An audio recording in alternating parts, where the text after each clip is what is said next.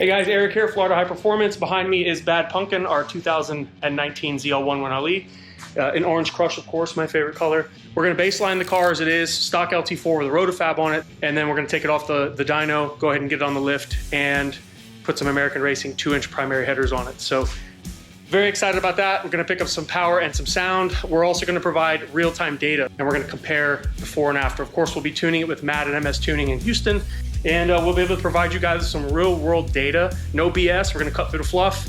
We're gonna show you the install on the headers, how we do it, how everything works here, and then of course, what kind of gains we get in this car. So stay tuned, look forward to doing this with you guys.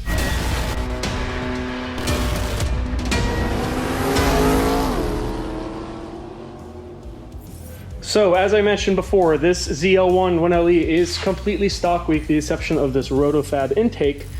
This is not the big gulp style. This is the standard rotofab that you'd find on pretty much any LT4 ZL1. This was on the car when I bought it. It's okay, they work well. We sell a lot of them, they do their job. So with the exception of this intake right here, this car is completely stock. I've also thrown a DSX Flex Fuel sensor on there. That's for future modifications. It is not wired up. There's no E85 in this car. This car is gonna be on 93 octane. There's no meth, there's no E85. Flex Fuel is not enabled. The tune file for the baseline is completely stock from General Motors.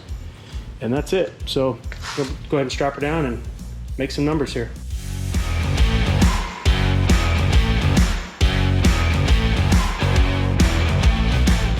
All right guys, here we are, we're in Bad Pumpkin. Car strapped down, I'm in my HB Tuners scanner. Of course, we'll be scanning all of the information as we do with the baseline polls. Again, the more data you have, the more information you have when you start testing these vehicles, the better. I'm not expecting much from this thing. Obviously it's stock, you know, with the exception of the rotofab on there and a Corsa axle back, which I really don't even consider a modification. It's more of a sound modification. I don't expect much power from it. This is gonna give us all the data we need to then go and start tuning this thing and see our improvements real time, which is gonna be cool. So it's got a dyno jet, everything's set up here. It's my screen there, my remote, and that's it. So we're gonna go ahead and make a poll here and let's see what this bad boy does. So kind of excited to start digging in this thing. It's been a while.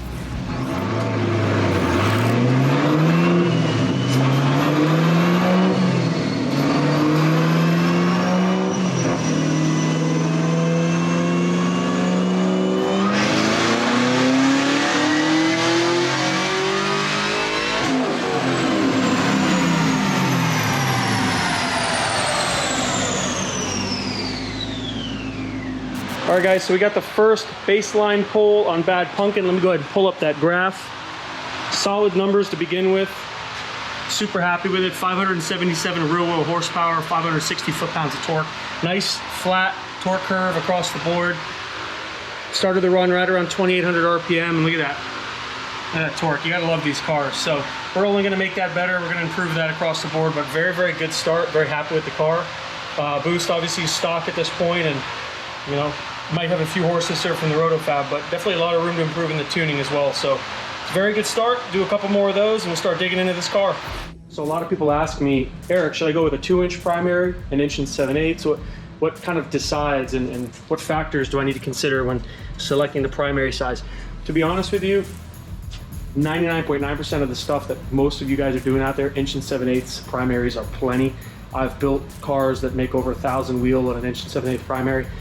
My rule of thumb, if we're gonna be increasing displacement, going from a 6.2 to say like a 4.16 or a 4.27, that's when we're gonna go with something a little larger. Now, of course, the plan for this car is to not leave it stock. We do have a new engine coming for it from Late Model Engines. So I went ahead and just went and got the 2-inch primary headers so that I was gonna do this once and be done with it. So it really comes down, in my opinion, to displacement. American Racing is our go-to. It's pretty much all we use in any of our builds. Super nice quality, 304 stainless, of course. Best part is made in the United States. It's none of that Chinese crap. Super, super, super nice quality. The welds are amazing. 3/8 flanges, really thick gauge, heavy stainless. Comes to a high merge collector here. And then what I really love about this system, this is their long system. So this system is going to connect to the axle back, whether you have an aftermarket axle back like I do, a Corsa, or even the factory axle back. This long system basically replaces from the exhaust manifolds, the cats, the mid pipe, all the way to the axle back exhaust, and I'll show you that in the install. All right, so I'm tearing down. I always like to take a little bit of Freol. I use PV Buster Freol. I like this stuff. Pretty sure this was made in some cave in, you know, underground cave in Afghanistan or something. And I'm pretty sure it'll kill you if it, you know, gets on your skin, heavy amounts. But I tell you, this shit works. So anyway, Freol. I like to spray down the nuts, especially going for the manifold or the catalytics. This clamp right here, my O2 sensors. I just like to, you know, put a little penetrant oil on there. Kind of helps to break everything loose. And funny story. So I told you that I had a Corsa axle back. Turns out that I actually have a Corsa cat back. Shows you how much I know, right? I bought this car recently. And used, of course. I knew it had a Corsa on it. I just didn't realize it was a catback. So no biggie. It doesn't really matter. The American racing system I got is going to replace all that anyway. But yeah, that's pretty cool. Look, I already had an X pipe and everything like that. So anyway, you learn something new every day, I guess. I never really had been underneath this car until now. So, but anyway, there's my Corsa, and then there's the catback section of it. So I'll be replacing all of that and joining the two somewhere in this area here. So like I said, no biggie. I'll have some extra stainless laying around, a couple extra X pipes. But yeah, the more you know. So if you worked on a Camaro or even a CTSV, you know that they have this big brace here. That brace is going to come out. There's a series of 15mm and 13mm, 10mm bolts that kind of hold this thing in. So we'll be taking that out here shortly. That's going to give us a lot more access to those cats that we're going to take out and eventually slide the headers in there.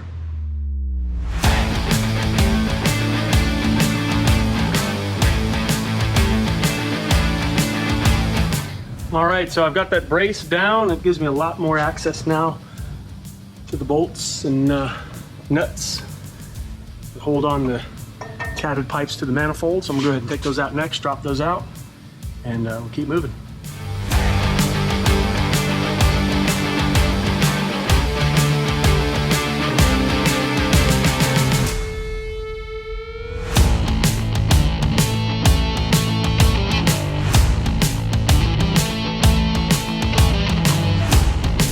All right, so as you can see, I've gone ahead and removed what was actually a Corsa catback. That is gone now, and all I'm left with are the Corsa mufflers that were already on the vehicle. And roughly from about here back, the American Racing long system will work with all of this. I just have to cut it. Anyway, see how I've removed everything. Got clear access now to the exhaust manifolds. And before I put the car down and start working on the top, this is a good time to go ahead and reach up in there and get that steering shaft bolt. It's very, very accessible from the bottom. Go ahead and take that out, and we slide the steering shaft straight up a couple of inches, and that's gonna go ahead and get us a lot of clearance here. We're going to pull this manifold out and put the new header in. Alrighty. All right, so we've gotten to the point where we've removed everything underneath the car that we need to go ahead and start with the header install up top. It's a pretty simple, pretty straightforward procedure.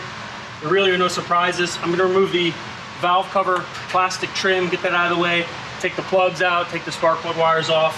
I do like to remove the heat shields from the exhaust manifolds. Just gives you a little bit more room to get to the exhaust manifold bolts. On the passenger side, I'm gonna drain the coolant from that reservoir, and I actually move the reservoir out of the way. Again, my goal is always to make as much room as I can, make things a lot easier. I'm not messing my hands up. I'm not pinching myself, cutting myself. So if you're doing this at home, take your time. Just remove the items that you need to remove to gain the most access you can to the manifolds. And then just from there, it's nice and slow, nice and easy. And we'll work on getting these exhaust manifolds out. And then as soon as they're out, we can slide the headers in and keep moving.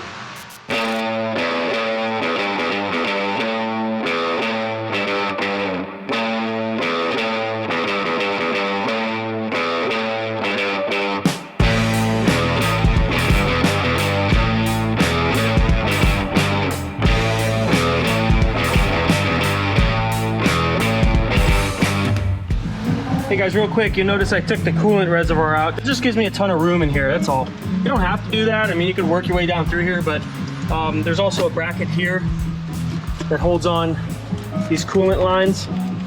It's right here. I take that out, I get rid of it, I don't reuse it. And you know, by doing so, I really kind of open this area up in here and give me a hell of a lot more room to get to that manifold.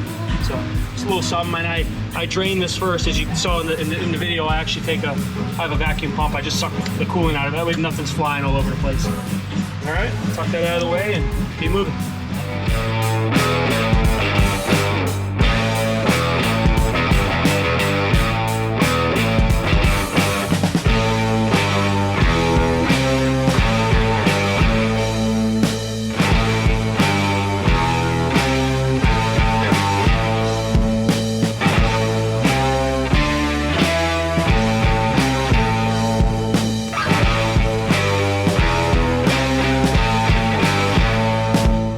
so I've gone ahead and removed the exhaust manifolds from this Camaro. And what's the obvious? The obvious is that the long tube header, not only the equal length tubes, but they're gonna flow, they're gonna scavenge better, they're gonna support the horsepower that we're trying to make in this car. The factory exhaust manifolds just are not gonna do that. They're very, very limited. You can see where 2 primaries merge to 1, 2 into 1, and then very, very restrictive collector, very small, just over 2 inches, right? Compare that to the American Racing long tube. Every primary has its own tube. They're all equal length, and then they come together and merge together. Every primary has its own tube all the way down to the collector. They're equal length. Then they all merge, come together. And that's what's going to give us the power. That's what's going to support the airflow out of the engine, right? We're pushing air in, we got to get air out. So a lot of people ask, well, do I need headers? I don't know, you tell me. Which one do you think is going to make more horsepower? All right, there's nothing wrong with exhaust manifolds. There's nothing wrong with these. You want to drive a stock car around, they work great. You start pushing a lot of air through them, these just aren't going to cut it. And that's where these come in, boy. Super nice. All right, so I'm gonna go ahead and install the headers and we'll keep moving. A lot of people ask me, Eric, why do I need to get an expensive set of headers? Why can't I get something that's made in China that's 600 bucks, right? Look, it's metal tubes, it all gets welded together and ultimately exhaust flows out of it, right? Yes, in a sense, yes. The headers are basically tubes that have a flange on them that, you know, allow exhaust gas to flow through. The difference is this right here. This is a 2-inch primary header, right? 2-inch primary, 3/8 flange, big header, going into a 6th gen Camaro. Watch this. That's what you're paying for. That's what you pay for right there. The fitment is incredible. Additionally, the steering shaft. I cannot tell you how many headers I've installed that the steering shaft hits the header. I gotta wind up taking the header back out. I gotta wind up banging the header or clearance in the shaft or changing the hardware in the shaft. It's for what? Spend the money, get a good set of quality headers. They fall in. I'm having trouble keeping this thing from falling out, to be honest with you. That I gotta kind of figure out. I'll probably just temporarily use the rear O2 sensor to hold it in place, which I'm not reusing. I'm gonna be getting rid of these things. So at least this will keep it from falling out, right? We're not reusing this, I don't care. These are the main O2s. I'm gonna keep those up here. But anyway, that's what you're paying for. Look at the fitment. All right, it's nice and easy. It goes in, it doesn't fight me, it doesn't hit anything. We have clearance. That's what you're paying for. That's why you pay for high quality, right there. What I like about American Racing too, they come with everything you need. So you open up the box, clamps for the headers, the collector of the header, right, to the connection pipes. All the clamps we're gonna need, high-end AccuSeal style 3-inch clamps to clamp the exhaust together. So all that stuff's included, of course. We dig a little further in. We're gonna include the O2 extensions. They're always a plus. Now I do delete the rear O2s. Obviously we're getting rid of catalytics, so I just delete the rear O2s, we turn them off in the tune, but they do come with them if you want them, as well as a front O2 extension for the driver's side. So it comes with everything. And then, last but not least, a really, really nice set of exhaust gaskets. They're like a graphite style, but I have to tell you, I've been using these in a lot of the high horsepower builds we do, and they hold up very, very well. They're very thick, and I'm gonna show you a little trick in a second of why I really like these. Make the installation super easy. So yeah, very, very complete. Everything you need. No guesswork. Everything's gonna fit and work. That's the way I like it. All right, so I mentioned before that I like these graphite gaskets because this reason right here. I actually cut little notch out of the ends. All right, I've already hung the header, so the header's already in place. You can see I've already bolted the front and the back header, or the back bolt, I'm sorry, in. And then these are great. What you do is you take this gasket, I've already cut it, and instead of fighting with it, I slide it right in. Pass it down between the header and the cylinder head. Falls right into place, boom. And that's it. My gasket's installed, and then I'm able to put the rest of my bolts in, and I'm not fighting it. So just a little tech tip there, a little trick. You can also do that with the metal gaskets, with MLS style gaskets, but you have to use a cutoff wheel. These are easy, they're graphite, so you just cut them with a little, like a Dykes or wire cutters, whatever, and that's it. So American Racing includes new hardware as well. Some guys prefer to reuse the factory bolts. There's nothing wrong with that. I mean, they're okay, but they come with nice new shiny bolts, so we're gonna go ahead and use those. So again, I've already hung the gasket in place, so now it's just a matter of just putting the rest of my bolts in. It's nice and easy. Everything's already lined up for me. I'm not fighting it. I'm not having to hold their header up and line up the gasket and header at the same time. Yeah, look how easy this is. That's what I'm talking about. Easy peasy, baby. All right, that's it. So 2-inch primaries are in. As you notice, the steering shaft, I'll reinstall that real quick. That will not touch that header, which is always a plus. Again, I can't tell you how many long tube headers I've installed that are just trash. All right, so steering shaft goes back on. And when these headers are completely tight, not an issue whatsoever with anything touching along here. Not even close. Other header companies should really take notes of that. That's a huge, huge plus. That's it. That's the way a high-end header should fit. Go ahead and tighten all this down and move to the passenger side. All right, guys, so I've got the passenger side header in. It's a 2-inch primary. It's super tight on this side. Even though those are very high-quality American racing headers, they do require a little bit of massaging. Unlike the driver's side, which really falls in and falls out, it's a little different on the passenger side. 1 7/8 primary, I usually don't have this issue. So if you're going with an 1 7/8 primary long tube on a 6th gen Camaro, you probably will not have to do this. It might be a little tight, but anyway, motor mount. The motor mount pedestal has to be unbolted. It's still in place, and ultimately I'll pop it right back on top of the mount. But this has to be moved forward in order for this header to pass through. I also take the shield off the starter motor. There's a heat shield, I take that off. And then just as a precaution, I unplug the knock sensor, which is way up in here. And that's just so I don't break that off. But yeah, header's in. So I'm gonna go ahead and push it up in there, put the mount back on, plug in the knock sensor and put the shield back on. And then I can lower the motor and actually raise the motor to just a hair, more just supporting it than anything.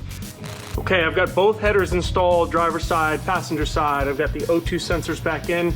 American Racing provides an extension for the driver's side header only. You do not need one for the passenger side. You just reroute the harness and boom. All the lines, of course, are secured, so they're not flopping around. It's nice and neat. All right, and overall, a 2-inch primary long tube header fit really, really well. As I said, passenger side was a little tricky getting it in. Takes a little bit of patience, but nothing difficult. And the driver's side, I swear, falls in, falls out. Super easy. Ray Charles could do it. So anyway, headers are in, and now we're gonna move on to the rest of the exhaust. Okay, let's talk about the exhaust. So this is American Racing's long system. What that basically means is you have a connection pipe, which is gonna connect to their header with a clamp. It's kind of like a ball and socket flange. It's gonna come with an X pipe as their mid pipe. They call it a mid pipe, right? It's got the X pipe in it. And then you've got these 2 rear connections. Now, in a stock car, you would cut the factory axle back near the differential, and these would slide together. If you opted to go with their full system, this would include a pipe, a muffler, and a tip, a pipe, a muffler, and a tip, and it would be a complete system from the header back. Now, I've opted to go with the long system, as I said. Now, originally, before I crawled under this thing, I thought I only had an axle back from Corsa. It turns out, as again, I had a full cap back from Corsa. So not a huge deal. I'm kind of taking out a decent X pipe and putting another X pipe, but I can tell you this, that this is far, far better than the factory mid pipe that would come in the car from the factory. It's pretty lousy. They're towards the end there, they're crushed and horrible for power, horrible for flow. So again, this is American Racing's long system. They also have the intermediate system, which would basically consist of your 2 connection pipes and only this section here. So it could consist of this X pipe, and then it would stop right around here, and you'd cut your factory exhaust and it would mate there. That's an intermediate system. It's a little cheaper. Problem with that is you still have the factory exhaust pipes towards the rear of the car and the axle back, which are extremely restrictive and actually have little crushed areas towards the end, which are really bad for flow. So anyway, this is their long system. We're gonna go ahead and install this now. And man, we're almost done, ready for the dyno.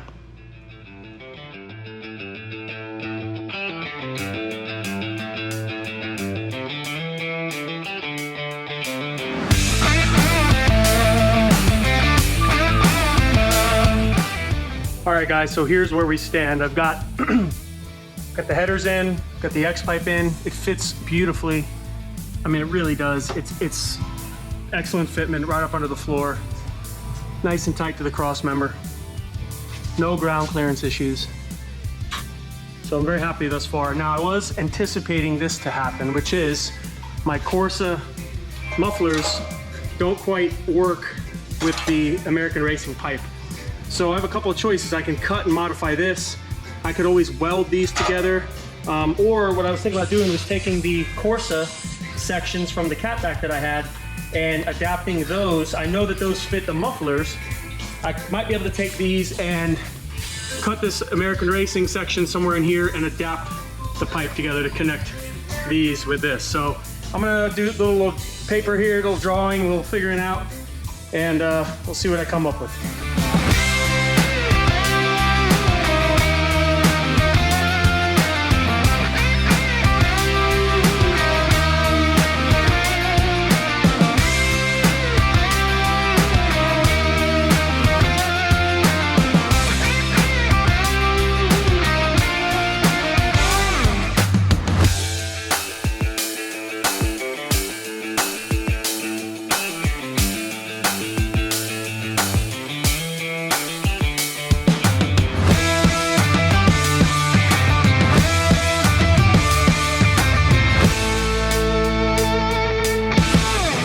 All right, guys, here's what we wound up doing. We took a little bit of both. We took half of the American Racing system, and then we took the rear section of the Corsa, and we mated them in the middle. It was the best thing to do.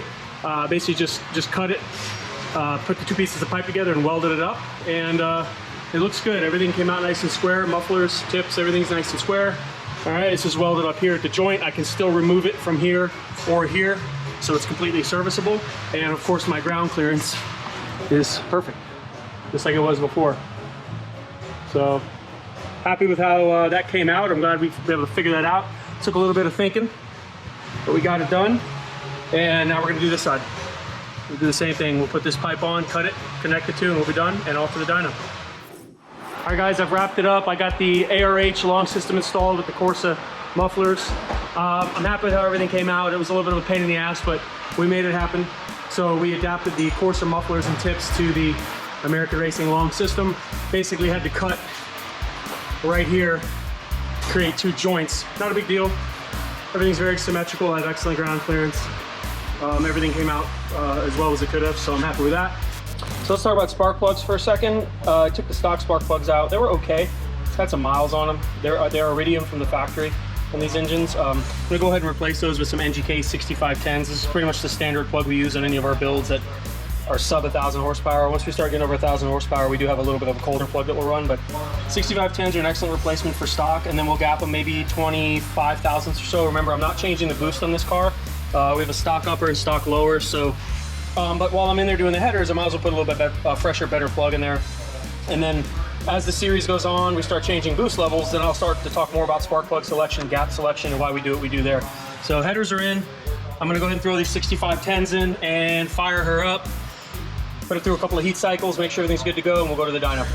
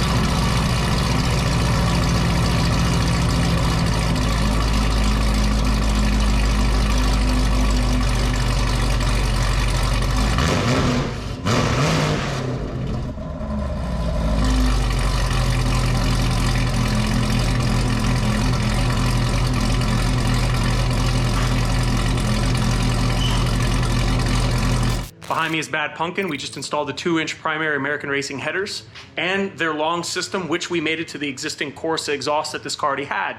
Now, as you know, if you recall, we made 577 real world horsepower in this thing baseline testing all it had on it was a rotofab in the Corsa, so I am expecting a gain in horsepower. Would I love to see 600 wheel? Hell yeah.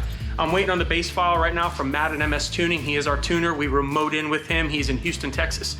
And basically what he's gonna do is he's gonna send us a base file. We're gonna make an easy hit on this thing, and we're gonna see where the air fuel is, where the timing's at. We'll make some adjustments along the way. A couple of hour process, and then by the end of the process of tuning this car, hopefully we'll see some gains, and we'll share that with you. We'll share the results, we'll talk about it. That's it. So we're gonna see what happens. Stay tuned. Appreciate it.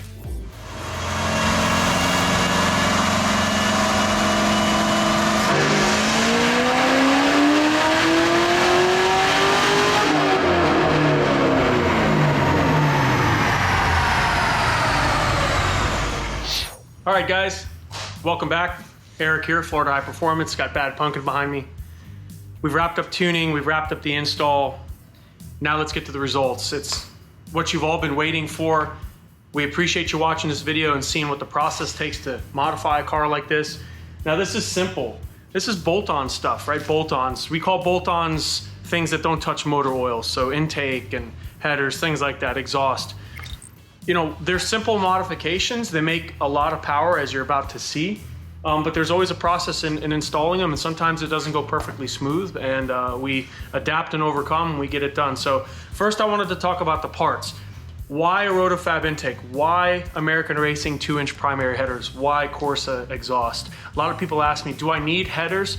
No, you do not need headers. If you want to modify your car, headers are not a requirement, although they will really, really help us make a lot more power than not having them. So let's think about an engine real quick. What does an engine do? It's an air pump. It pulls air in on the intake stroke and it's pushing it out on the exhaust stroke. It's an air pump, air in, air out. If we can get the air in easier and we can get the air out easier, and we can add some timing and add a little bit of fuel or take away a little bit of fuel, that's how we're gonna get more power.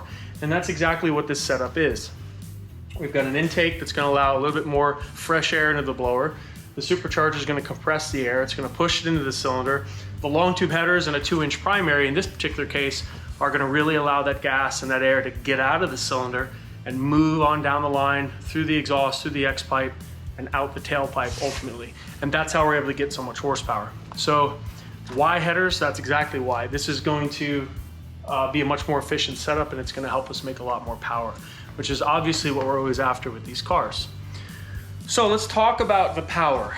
As you know, the car came in, it was already modified slightly. Turns out that I had a Corsa catback. I thought it was an axle back, so excuse me for not knowing that, but the moment I put the car up in the air, I figured out, oh, I have an entire catback. So I actually had already had the secondary cats deleted by way of that catback, and it already had an X pipe in it, and obviously the free-flowing Corsa mufflers.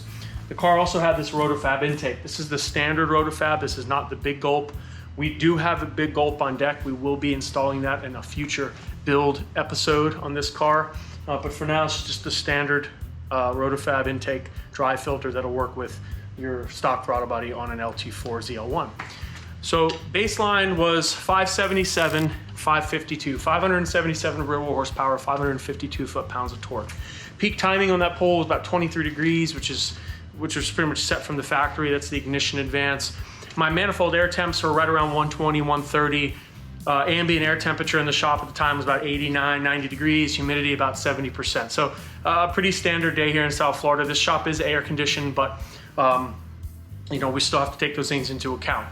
The humidity really helps, or actually hurts horsepower sometimes. And obviously the hotter it is outside, the less power we're gonna make. So we always take those things into account. So 577 real horsepower and 552 foot-pounds of torque. I have my notes here in front of me. That's actually a really, really good baseline. That was right at 178, 179 kPa, which if you convert kPa to PSI is right around 11 pounds of boost, which is what this car is making. Makes 11 pounds of boost. Yours might make a little less, yours might make a little more. It might vary and change from time to time, but with the factory pulley setup and factory supercharger, 11 pounds of boost. Went ahead and put the long tube headers on, went ahead and connected the American Racing long system, as you saw, to the existing Corsa, and went and hit the rollers. Matt at MS Tuning and I went back and forth a few times, probably did a total of about 5 or 6 pulls but before we were able to nail this thing down.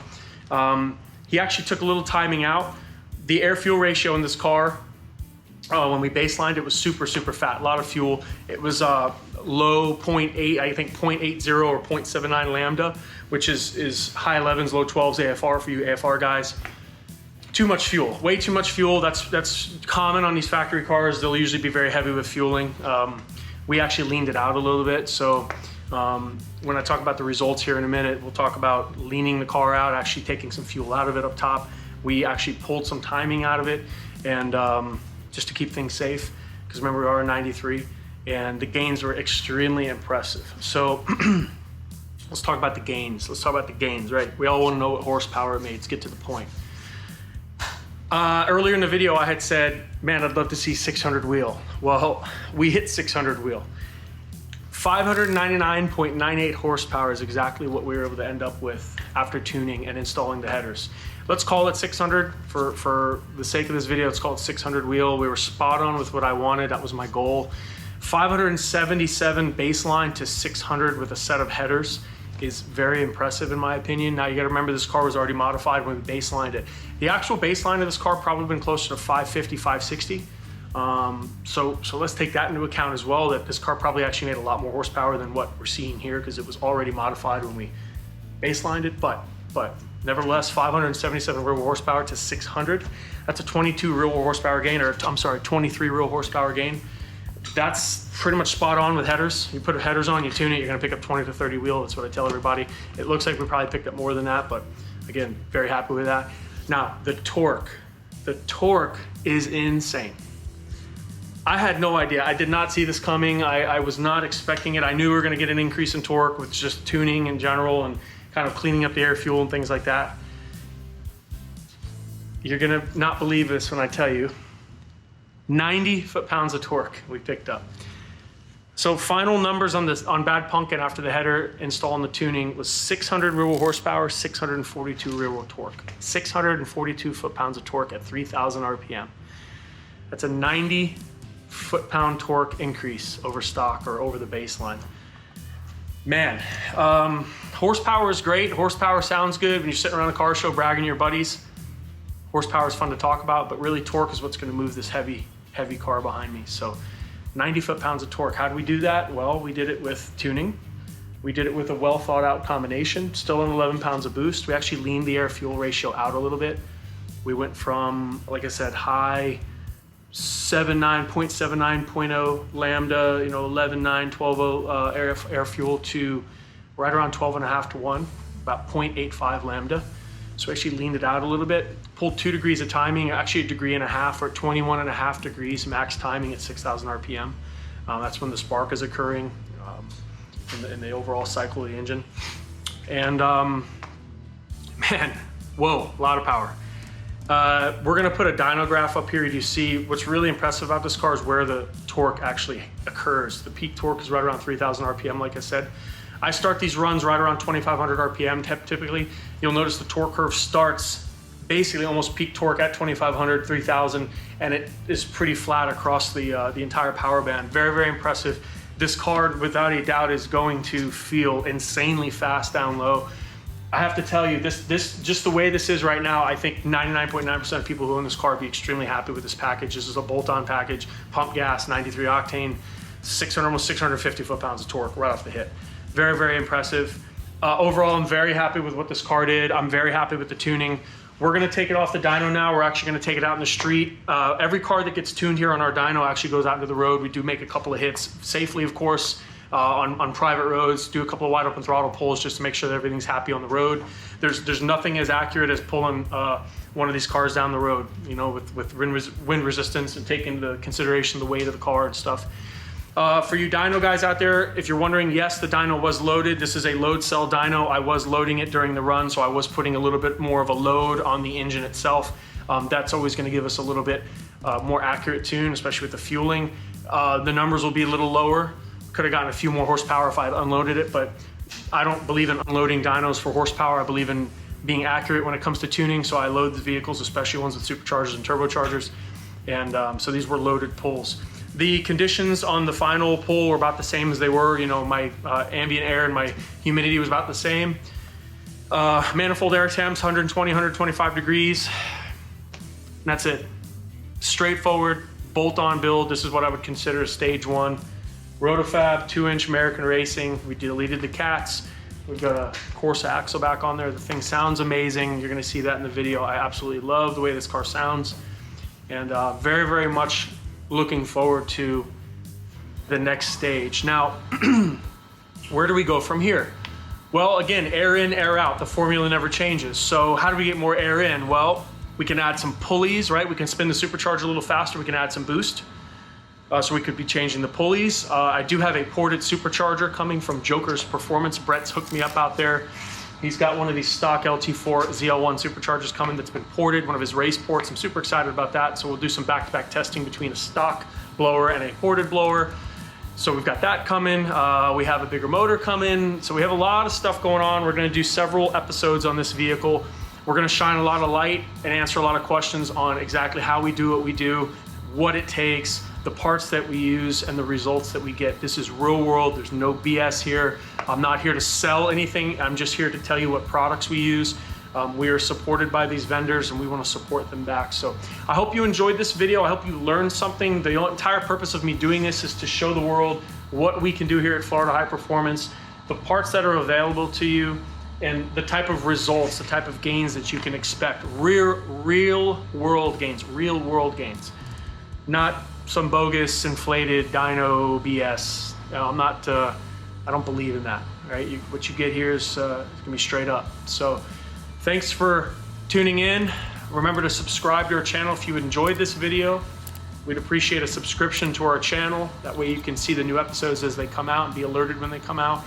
Comment below. I always answer the comments. If you've seen in the previous videos, I love to answer comments. Good or bad, I will answer them. I'll reply to them. If you have any questions, you can reach out to me. You could also email, you could call the shop. I'm happy to go over anything you saw in this video. And that's it. We look forward to the next episode coming up here pretty soon. We're gonna make some more power on Bad Pumpkin and continue to build a wicked ZL1 1LE. Thanks guys, appreciate you.